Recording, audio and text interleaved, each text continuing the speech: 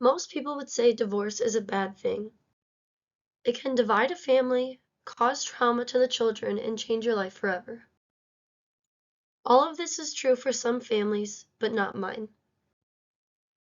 Through the hardships and constant divide, there was a silver lining: step-siblings. I wasn't too fond of these new siblings in my life. I already had my sisters and didn't need five more. However, one in particular changed my life to this day. When my parents got divorced, I was only 4 years old. I had no idea what was going on and how it would change my life forever. Growing up, my parents started to see other people. They both got married to my step-parents when I was 8 and 10. My stepmother previously had 2 children and my stepfather had 3. Throughout my childhood and until now, I learned to love having a big family. Our family was always filled with love and generosity. However, at first, it was difficult to wrap the idea that they'll be my new siblings for the rest of my life.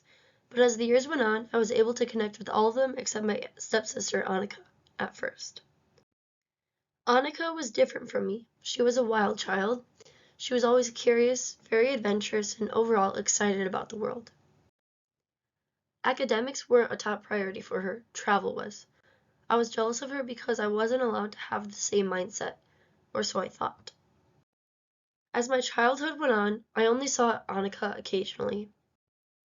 When I did, we didn't talk much. She would go on and on about all the adventures she did those years, what countries she visited, and all the people she met. I was filled with so much envy that I took it out on her. On one random evening during summer, something changed. It was family movie night. I was in my sophomore year of high school and she had just graduated college. She announced to our family that she decided to take a job in France. I was shocked. She was moving to a different continent for a whole year, teaching English to French students. She explained how she planned to travel to different countries every weekend because the train rides are so short. I asked her how she had so much courage to go. She said, "Don't care about what people think of you. Your life is your own, make the most of it." This concept was unreachable for me, but I knew I wanted to be just like her. That summer, we bonded. She told me her plans and how she got to where she was. I was fascinated by her. Going to Europe was my dream, and I gladly expressed that to her. By the end of summer, my envy turned into inspiration. Before she left for France, I asked her how I could travel to Europe while I'm in high school. She told me about an organization called EF Tours. When she left, I did research about this organization. It turned out my school district was organizing one to Europe for the next year. I did more research, decided I wanted to go, and presented a PowerPoint to my parents. I convinced them. Immediately, I called Annika, and we talked about my trip and her time in France almost the whole night. Our relationship was forming. We haven't talked this much before, and we were learning things about each other. She was open and honest with me about things happening in her life. This showed me I could trust her. From then on, we were best friends.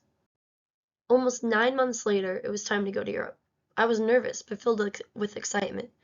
I expressed to her how nervous I was. I didn't know anyone going on the trip. When I arrived at the airport, I was so shy. I texted Annika and asked her for advice. She told me to forget my nerves and really embrace the experience. That really encouraged me. I finally got the courage to introduce myself to a girl, also standing by herself. When I started to talk to her, I noticed we had things in common. I also found out that she went to my school, but I've never seen her before. We were laughing about how we've never interacted before this trip. I knew from then on that these 2 weeks won't be so lonely. When we got on the plane, we sat by each other. Almost the whole plane ride to London, we couldn't stop talking. We were laughing and sharing details about our lives to one another. By the time we landed, we were already forming a great friendship. Stepping off the plane, I was so excited to see Europe. The different cultures I saw throughout the trip really opened my eyes. On our next flight to Amsterdam, I sat by someone different. It was a small plane, and only our group was on it. This was a good icebreaker for everyone. I introduced myself to almost everyone on that plane and met more people similar to me. I ended up making so many new friendships by the time we landed. I was forming a group I didn't know I could form. I was having the best time throughout Europe, not only because of the beautiful scenery, kind people, and culture, but also because of those people I introduced myself to. I ended up forming deep friendships with them. In Amsterdam, we went to the Anne Frank Museum. This was on my bucket list. During the tour, I felt almost connected with Anne Frank. It was an awakening experience. I was excited to tell Annika about this day because it had the most impact on me throughout the trip.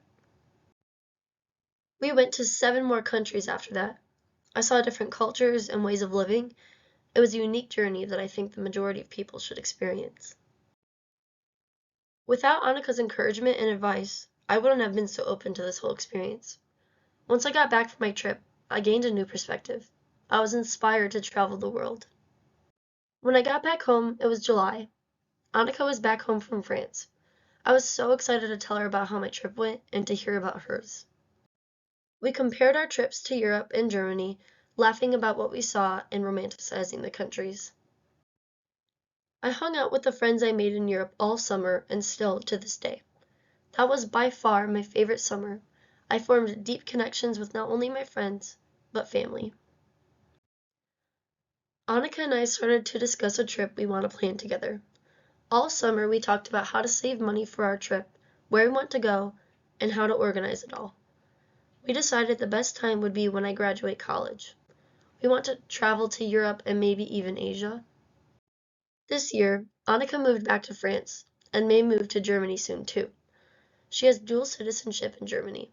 She's living her best life right now because she follows her passion. Her passion turned out to be my passion as well. I look up to her and get excited to hear about her stories. She inspires me to follow my aspirations. I will always remember how she pushed me out of my comfort zone and motivate me to live the life I want.